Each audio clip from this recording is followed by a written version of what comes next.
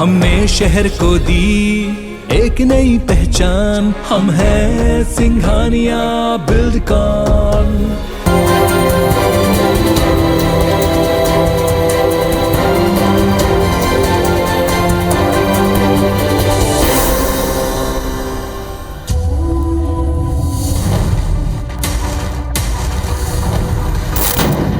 करीब 2 दशक पहले लाल आतंक के खिलाफ बस्तर में हुई थी जन क्रांति।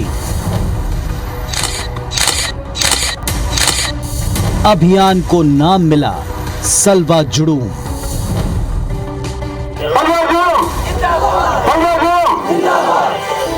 लहूलुहान हुआ बस्तर, खामोश हुए बस्तरिया।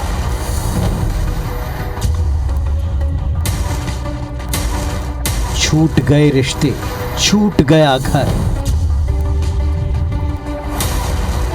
छूट गई माटी, टूट गए सपने।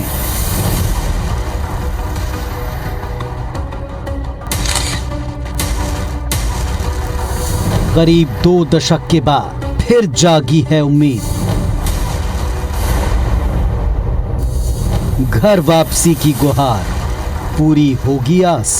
अभी जाना चाहते हैं सर, सुरक्षा मिल जाएगा, कैंप वैम्प लग जाएगा। पुलिया तो कंप्लीट नहीं हुआ है अभी, उधर वाला पुलिया वुलिया बनेगा तो सब जाना चाहते हैं, कैंप लगेगा तो। नमस्कार, स्वागत है। मैं हूं पुनीत पाठक और आप देख रहे हैं छत्तीसगढ़ की बात। तकरीबन 2 दशक पहले नक्सल हिंसा से त्रस्त होकर आस पड़ोसी राज्यों में पलायन कर चुके बस्तर के आदिवासी अब अपने घर, अपनी माटी लौटना चाहते हैं। टूटे हुए रिश्तों को जोड़ने अपनों के पास आना चाहते हैं। इस उम्मीद के साथ 100 से ज्यादा पीड़ित आदिवासी रायपुर पहुंचे। सीएम से मिलकर घर वापसी की गुहार भी लगाई। मुख्यमंत्री भूपेश बघेल ने भी उनको यह विश्वास दिलाया कि अगर वे आना चाहते हैं तो उनका स्वागत है। हालांकि विपक्ष ये कहता है कि सरकार गंभीर मुद्दे पर सियासत कर रही। दोनों पक्षों को सुनेंगे, लेकिन इसके पहले कह क्या रहे हैं पक्ष, जरा देखिए। भारतीय जनता पार्टी के शासनकाल में जो घटनाएं घटी है और उसके कारण से आदिवासियों के बीच में एक डर का माहौल बना। अब यदि वो आना चाहते हैं तो उसके लिए हमने एक कार्य योजना बनाई है। वो आएंगे, उनके बसाने के लिए, उनकी सुरक्षा के लिए, उनके रोजगार की व्यवस्था हमने बनाई है। भारतीय जनता पार्टी की सरकार थी तब भी किसी कोई मनाही नहीं की। हमने कोशिश की कि वो वहाँ पर बसे, लेकिन वो स्वयं चाहते थे। तत्कालीन समय में जब सलवा जुड़ूम जब आंदोलन चल रहा था तब उसके जो अगुवा थे वो स्वर्गीय महेंद्र कर्मा जी थे। आज कांग्रेस की भूपेश बघेल की सरकार उनके इसको छोड़ करके आज कहीं न कहीं से राजनीतिक फायदा लेने की दृष्टि से इसका उपयोग कर रही है। तो विपक्ष का आरोप है कि इस मुद्दे पर राजनीति की जा रही है। टीवी स्क्रीन के ऊपर आपको 3 चेहरे नजर आ रहे हैं और ये तीनों अपने अपने पक्षों को रखने के लिए यहां पर इस वक्त इस मंच पर मौजूद हैं। शिशुपाल सोरी जी हैं, कांग्रेस पार्टी के सीनियर विधायक और इस इलाके से की समस्याओं से पूरी तरह जुड़े हुए। केदार कश्यप जी, पूर्व मंत्री और भारतीय जनता पार्टी के सीनियर लीडर, जिनको आप अभी सुन भी रहे थे उनकी प्रतिक्रिया को विपक्ष की तरफ से। और इसके अलावा हमारे साथ इस वक्त जुड़े हैं चैतराम अटामी साहब, ये नक्सल प्रभावित भी हैं और जिस सलवा जुड़ूम आंदोलन की हम बात कर रहे हैं इसकी पृष्ठभूमि से बहुत गहराई से जुड़े हुए हैं। आप तीनों को नमस्कार, स्वागत है आपका। सीधे कांग्रेस पार्टी की सरकार है, कांग्रेस पार्टी ने स्वागत किया है आने वाले लोगों का। शिशुपाल जी, चूंकि आप एक संवेदनशील नेता हैं, विषय संवेदनशील है, विपक्ष कहता है आप राजनीतिक लाभ लेना चाहते हैं, असल में प्लानिंग क्या है सरकार की ऐसे लोगों की वापसी कराने को लेकर? बहुत ही पुनीत जी मानवीय पहलू है। अगर कोई किसी वजह से अगर प्रदेश छोड़ के बाहर गया है, अगर वो आना चाहते हैं, किसी मुख्यमंत्री से मिलते हैं और मुख्यमंत्री उनको आश्वस्त करता है कि आप आइए, आपका स्वागत है और हम आपकी जो आधारभूत सुविधाएं हैं वो हम उपलब्ध कराएंगे, इसमें राजनीति कहाँ की है? मुझे समझ में नहीं आता कि बीजेपी इसको किस रूप में ले रही है और कहना क्या चाहते हैं। कोई भी हम जनहित के मुद्दे पे कांग्रेस सरकार अपना योजना लाती है कि इनको राजनीति नजर आता है। और दूसरी बात मैं कहना चाहता हूँ, बहुत गंभीर विषय है, इसमें इंटर स्टेट कोऑर्डिनेशन का भी मामला है और इसके लिए अलग से एक कमिटी भी बनी हुई है, इनके ध्यान में भी है ये बातें। तो ये जो मामला है केवल राज्य का मामला नहीं है, जब एक से अधिक स्टेट का मामला हो जाता है और दूसरे यहाँ बहुत सारे फोर्सेस हैं केंद्रीय गवर्नमेंट के, सेंट्रल गवर्नमेंट के फोर्सेस है हमारे जो डीएफ के अलावा, तो इन सब में कोऑर्डिनेशन के लिए बना हुआ है। तो ये एक विस्तृत कार्य योजना बनाए जाने की जरूरत है। तो कितने इसमें सहायता केंद्र सरकार करेगी, कितना हम करेंगे, क्योंकि पोस्ट भी वहां आ रही है तो उनके भी एक एसओपी होता है, केंद्रीय गवर्नमेंट के भी एक नॉर्म्स है, उसके तहत आते हैं। ऐसा नहीं है कि वो यहाँ आके तत्काल कोई कार्रवाई करे। शिशुपाल जी, तो इस मुद्दे पे अगर ये लोग सकारात्मक अगर कोई प्रतिक्रिया शिशुपाल जी थोड़ा सा डिटेल में मैं आपसे इस पर बातचीत करूंगा, लेकिन आज हमारे पास पैनल काफी बड़ा है। हमारे साथ में वरिष्ठ पत्रकार मनीष गुप्ता जी भी जुड़ गए हैं, जो कि इस पूरी समस्या और सारी चीजों पर बारीकी से नजर रखते हैं। लेकिन केदार जी से पूछेंगे, केदार जी इसमें राजनीति कहाँ आपको दिखाई पड़ती है? आपने 15 साल तक सरकार चलाई, उस वक्त लोग नहीं आना चाहते थे, अभी आना चाहते हैं, मुख्यमंत्री से मिल रहे हैं, मुख्यमंत्री कह रहे हैं व्यवस्थाएं करेंगे। इसमें राजनीति विपक्ष को कहां और कितनी नजर आ रही? देखिए पुनीत जी, ये जो नक्सलवाद का जो वहां पर शुरुआत हुई वो लगभग 80-84 के आसपास से प्रारंभ हुआ और सरकार की विफलता के कारण से ये प्रारंभ हुआ। सरकार वहां तक पहुंच नहीं पाती थी, वहां पर लोगों के साथ में न्याय नहीं कर पाती और उसके कारण से लोगों को जो प्रताड़ना झेलनी पड़ी। और ये सलवा जुड़ूम के पहले से ही लोग दूसरे राज्यों में स्थापित हो रहे थे। जहां तक सलवा जुड़ूम की बात है तो सलवा जुड़ूम आम जनता का कहते हैं आंदोलन था और उसके अगुवा स्वयं कहते हैं स्वर्गीय महेंद्र कर्मा जी थे। तो कांग्रेस पार्टी को इस बात पर विचार भी करना चाहिए। दूसरी बात यह है कि आज वो वापस आना चाहते हैं तो अच्छी बात है। नए जिले का निर्माण होने के बाद आज चाहे वो बीजापुर हो चाहे सुकमा हो, जिस तरीके से वहां पर डेवलपमेंट हुआ है भारतीय जनता पार्टी के कार्यकाल में, वहां पर शिक्षा, स्वास्थ्य और अन्य सुविधाओं का विस्तार हुआ है और लोगों को विश्वास हो रहा है कि वहां पर वापस आए। लेकिन जिस तरीके से वो नक्सलियों के प्रताड़ना के स्वरूप में दूसरे राज्यों में, चाहे वो आंध्रा में हो चाहे तेलंगाना में हो, वहां पर माइग्रेट हुए थे, आज वो वापस आना चाहते हैं तो वो आए। लेकिन सरकार इस पर राजनीति करना छोड़ करके किसी भी तरीके से वहां पर उन लोगों के लिए आवास की व्यवस्था, उनके जो जीवन यापन की व्यवस्था, उनके सारे संसाधन की व्यवस्था ये सरकार करे। सरकार केवल दिखावे के लिए, आज केवल डैमेज कंट्रोल के लिए, क्योंकि आज सुकमा में जिस तरीके से कलेक्ट्रेट का घेराव किया गया, ये बड़ा दुर्भाग्यपूर्ण है कि कलेक्टर आज कहते हैं आम जनता से मिलने के लिए कतराने लगे हैं। कलेक्टर मिलते नहीं है, दो बार मिलने के समय देकर के नहीं मिलते। तो इससे इसके पहले शिशुपाल जी बहुत छोटा सा जवाब, इसमें क्या और कितनी पॉलिटिक्स है?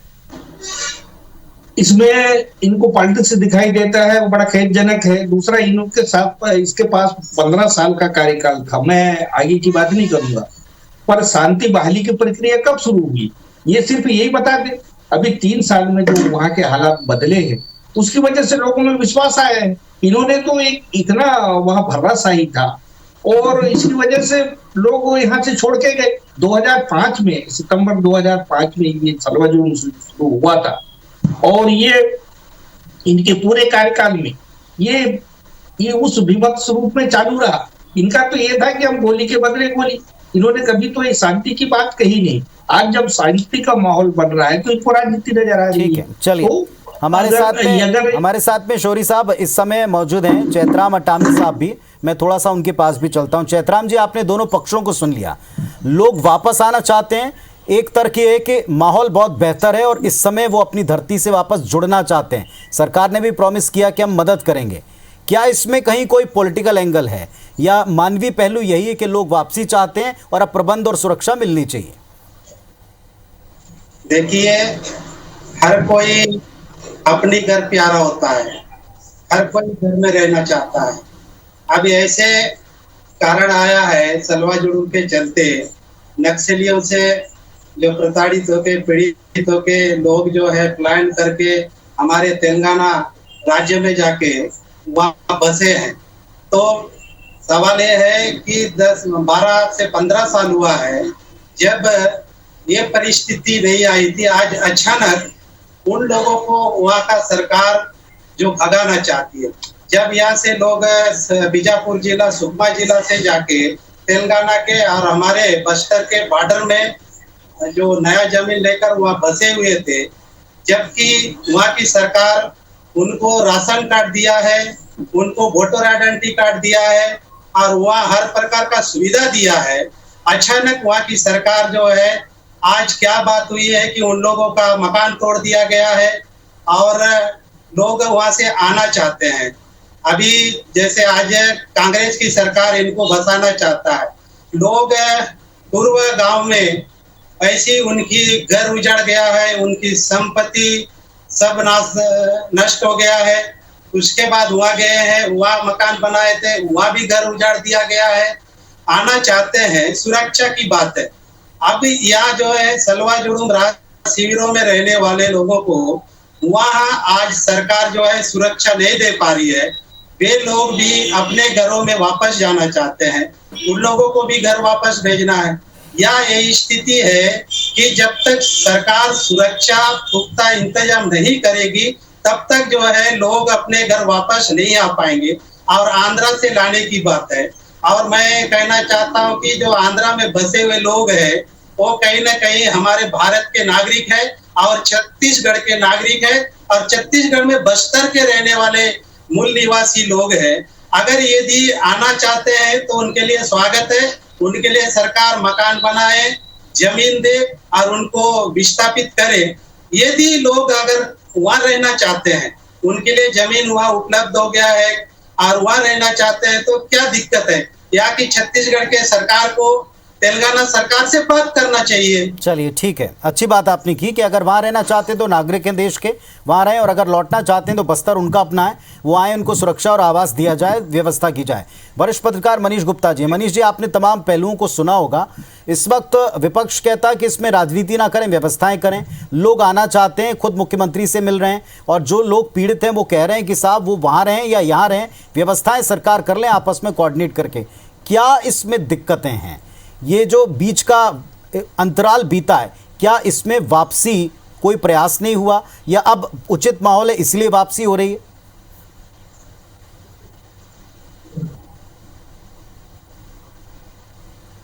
देखिए पुनीत जी, ये 15 साल हो गए इस घटना को, और 15 साल से लोग विस्थापित होकर के जो तेलंगाना में आज बसे हुए हैं उनको लाने के पहले भी कई बार प्रयास किए गए। बीच में एक ग्रुप आया भी, लेकिन वो बाद में फिर वापस चला गया।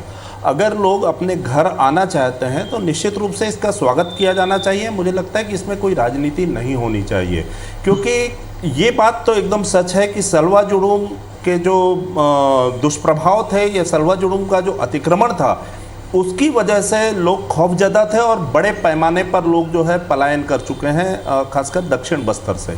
लेकिन अभी जो आने की जो बात हो रही है उस पर मुझे लगता है कि राजनीति की बजाय जो है ना सरकार को उनसे बात करना चाहिए और यहाँ की स्थितियों की भी समीक्षा करनी चाहिए, क्योंकि अगर वो आते हैं और अगर हम उनको सुरक्षा नहीं दे पाते तो ये बड़ा दुर्भाग्यजनक होगा।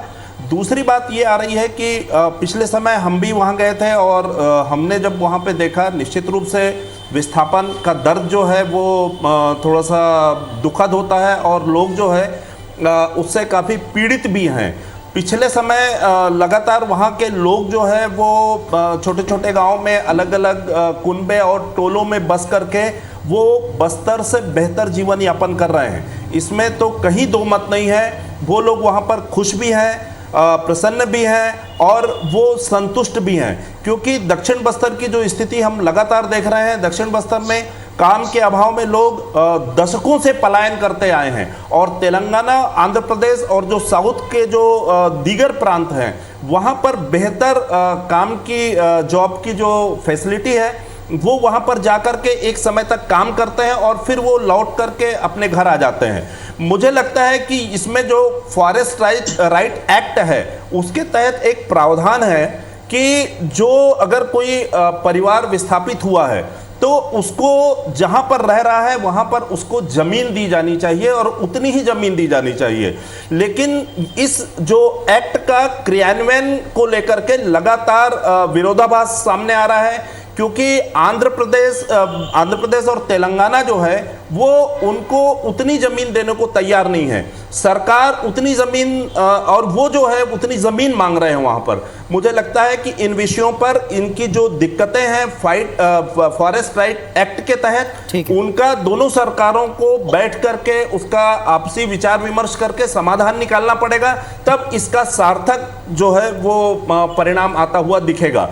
और रही बात कि 15 साल के बाद ये कहीं कांग्रेस और भाजपा के बीच एक वाद विवाद और एक दोनों के बीच में श्रेय लेने की होड़ का कोई एक नतीजा ना हो जाए, जिससे जो मूल मुद्दा है ये गौड़ हो जाए और दोनों के बीच में आरोप प्रत्यारोप के बीच उन ग्रामीणों की वापसी जो है वो कहीं ना कहीं प्रभावित ना हो। इस विषय का विशेष ध्यान रखना चाहिए। चलिए, बड़ी बात आपने की है। अब व्यवहारिक पहलू इसके जो हैं इस पर भी थोड़ी चर्चा कर लेंगे, जिस पर शौरी साहब कह रहे थे कि प्रैक्टिकली कौन से कदम उठाने, इस पर विचार होना चाहिए, इस पर बात होनी चाहिए, ना कि कितनी पॉलिटिक्स है, इस पर बात करूंगा। तो नक्सल हिंसा के चले गए लोग अगर अपने घर अपनी जमीन पर वापस लौटना चाहते हैं तो इसमें राजनीति ना हो, उनकी व्यवस्था की जाए, ये हर कोई चाहता है। अब तक बातचीत में सभी पहलुओं ने इस बात पर ही जोर दिया है।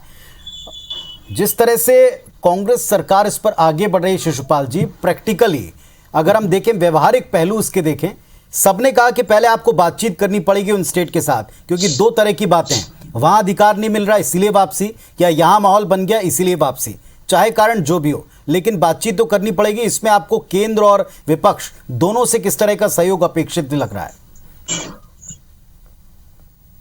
पुनीत जी, इंटर-स्टेट कोऑर्डिनेशन के अलावा भी बहुत सारे इसमें पहलू हैं।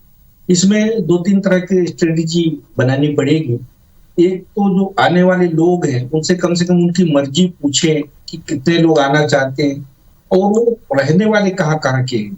इसमें 2-3 तरह के एरिया हैं। कुछ ऐसे एरिया हैं जो शहर से लगे हुए हैं, सुरक्षित है, वहाँ पूरा इंफ्रास्ट्रक्चर आज की तारीख में अवेलेबल है।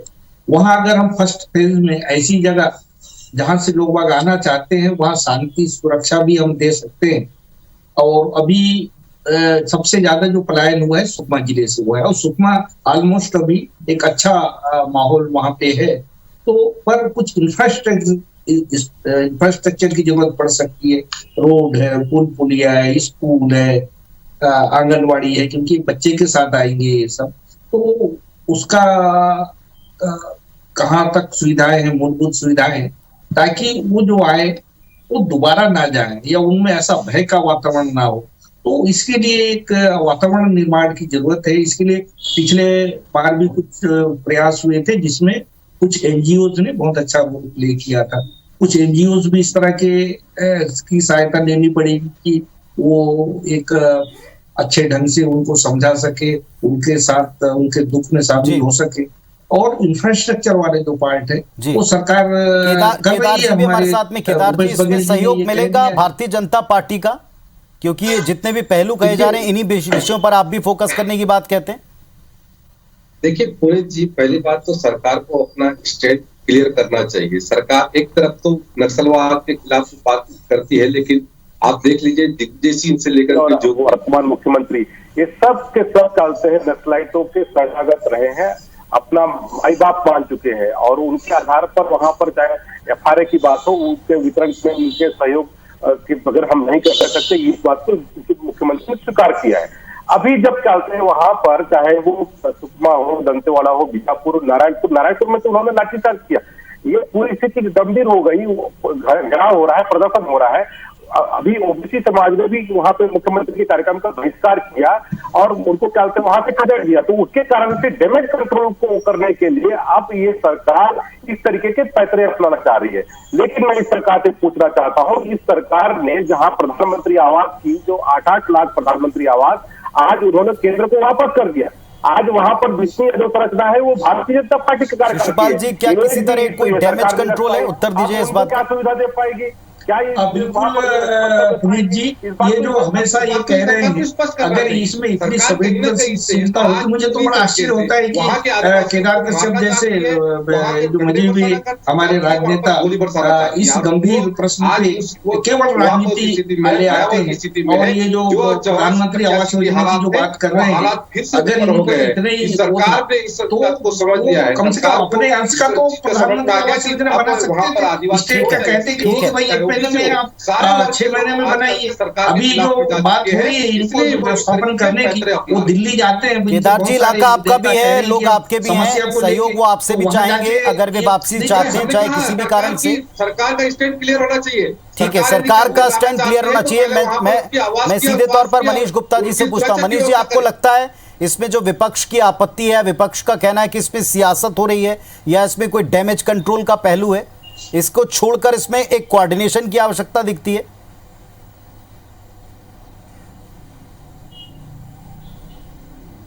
नहीं, निश्चित रूप से इसमें कोऑर्डिनेशन की आवश्यकता है और ये एक बहुत बड़ा कदम है, बहुत अभूतपूर्व कदम है।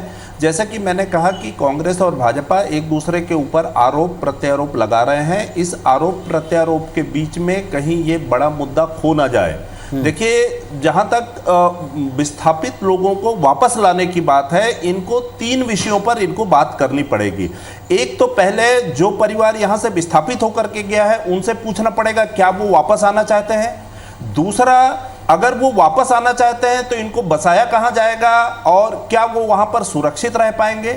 तीसरा, जो फॉरेस्ट राइट एक्ट 3.1M के तहत जो पूर्वोत्तर राज्यों में लागू है, जो मिजोरम के जो विस्थापित लोग हैं उनको लाने के लिए पहले वो प्रयास किया गया था, लेकिन उसमें भी एक तकनीकी बिंदु ये है कि 2005 के पूर्व का जो विस्थापन है उस वो एक्ट ये कहता है कि 2005 के पूर्व जो विस्थापित परिवार हैं, अगर वो वापस नहीं आना चाहते हैं तो उनको वहां पर जहां पर रह रहे हैं वो फॉरेस्ट एक्ट 3.1 के तहत उनको उतनी ही जमीन वापस दी जाए। लेकिन उतनी जमीन वापस देने के लिए तेलंगाना सरकार की सहमति की जरूरत होगी। जी देखिए, सरकार जो विस्थापित लोगों को वापस लाना चाहता है, यहाँ पर बसाना चाहता है, उसके बाद उनको क्या मजदूरी देंगे। आज यहाँ के रहने वाले लोग जो है पूरे हर ब्लॉक स्तर पर धरना दे रहे हैं मजदूरी को लेकर। जिस प्रकार पीएम आवास जो अधूरा बना, उसका पेमेंट नहीं हुआ, उसको लेकर जो है धरना दे रहे हैं। और चुनाव के पहले कांग्रेस के सरकार में जो बैठे नेता लोगों ने घोषणा पत्र में लिया था, जो राहत शिविर कैंपों में जो लोग रहते हैं उनके लिए वापस नहीं जा रहे हैं, तो जहाँ रहते हैं वहीं पर जो है जमीन उपलब्ध कराया जाएगा या वन अधिकार पट्टा बना के दिया जाएगा। वास्तव में चलिए, तो जो लोग इस नक्सल हिंसा के प्रभावित हैं, चाहे वो इस राज्य में रहते हो चाहे अब लौटना चाहते हैं, उनकी एक मांग है कि जो लौटे उनको सुरक्षा मिले और जो यहाँ पर आए, जो इस धरती पर है, उनको उनके अधिकार दिए जाएं। इसके लिए पहले बातचीत, कोऑर्डिनेशन और इसके बाद सबका मिलकर बिना राजनीति को साइड में रखकर अगर काम करेंगे तो शायद इसमें हल निकल पाएगा। अब देखते हैं कि इसमें कितना आगे बढ़ा जाता है, क्या दिक्कतें आती हैं और इस पर क्या दोनों पक्षों का आपसी सहयोग रहता है। बहुत शुक्रिया आप सबका इस महत्वपूर्ण विषय पर अपनी राय रखने के लिए। धन्यवाद।